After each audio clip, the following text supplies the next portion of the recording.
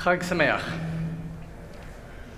One day, a farmer working in his field heard a terrible crash and then a splash, followed by a loud braying and the sounds of kicking.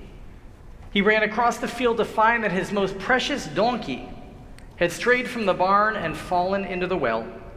It was a very deep well, and there was no way for the farmer to lift the donkey out of it. The farmer called to his neighbors, who tried to tie a rope around the donkey to lift him up. For hours they tried, but in the end they failed. What could they do? One farmer suggested that each of them bring his shovel and that they bury the donkey in the well. Burying him would be better than leaving him there and listening to him braying. So they went to work. The first shovelful of dirt smacked the donkey on the back. The donkey cried out, "They're going to bury me in this well." He shook the dirt off his back and continued kicking. Another shovelful of dirt fell, then another. Each time the donkey shook the dirt off. Soon the donkey realized that he could save himself by pulling his feet up out of the water, which was now becoming mud, and stepping up. Thus he could climb out of the well. Soon all of the water had been absorbed by the dirt. The donkey was above the water level. Dirt continued to rain down on him, and he continued to shake off each shovelful. Shovelful by shovelful, step by step, the donkey climbed out of the well that had trapped him. And then, to the surprise of the farmers, he emerged from the well and ambled off the field. Often it can feel as if life is piling on the dirt. Health concerns, money frustrations, challenges at work, the house is falling apart, strife in the family or among friends, a pandemic, job vacancies just making all the simple to-dos of life that much more difficult.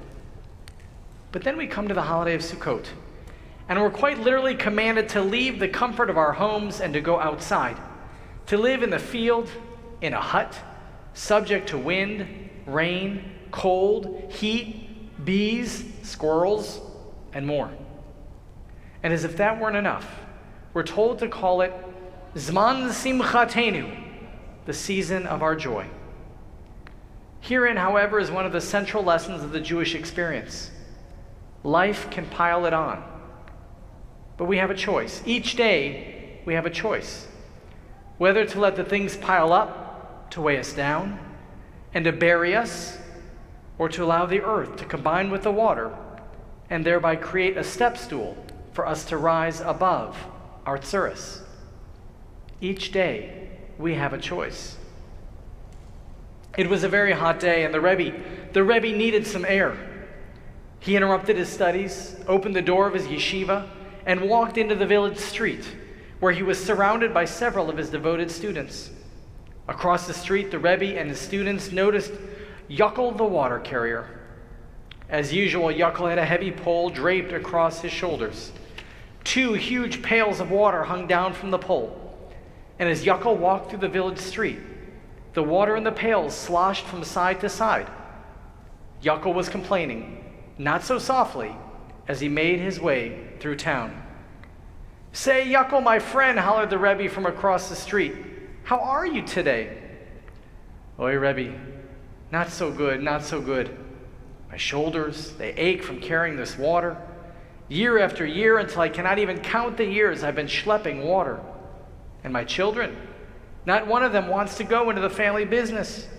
They're too busy studying Torah and the good books. They have no time to help me. And my wife, oi, she nudges me to do one thing or another. Oi, Rebbe, not so good, not so good." How many of us see ourselves in Yuckel? We Jews were good at finding things about which to complain. We're good at focusing on the negative. We're good at focusing on that which is missing. The story continues, however. And off Yuckel walked, water sloshing from his pails. "Blessings to you, my brother," the Rebbe shouted after him. The Rebbe's students intoned the same phrase, "Blessings to you, blessings to you, blessings to you." Time passed, perhaps a few weeks, and once more the Rebbe opened the door of the yeshiva so that he and his devoted students could take in some fresh air. And what do you know? But who was across the street just at that very moment? Yaakov, the water carrier. Shalom Aleichem, Yaakov, may peace be with you. How are you today? Asked the Rebbe. You know, Rebbe? Not so bad. Not so bad. You know my shoulders? They've served me well and continue to do so. They're strong, and as a result, I can bring water to all the people of our village. And my children? The Holy One bless them all with bright and inquisitive minds. They're bringing me such nachas, such pride and joy from their learning. Their knowledge fuels my soul. And my dear wife of so many years, if not for her asking me to do things around our house, I wouldn't know how much she needed me. She does need me, and I need her. Rebbe, I'm blessed, Yaakov said. My life is blessed, and thank you for asking. Baruch Hashem, praise be to God. The students gathered around the Rebbe, rushing to ask him if this was the same Yaakov, the water carrier who just weeks ago had been so miserable. Yes, it is Yaakov, the water carrier, said the Rebbe. Only this time he's come to see that his tzuras, his troubles, are really a blessing. This Sukkot, in the midst of fragility and challenges too numerous to name, may we choose to climb above the tzuras and instead to celebrate with joy the incredible blessings in our life. We can choose to complain, or we can choose to give thanks. Each day is a choice. This is Zman Simchatenu. This is our season of joy, if we choose to make it one. Chag Sameach.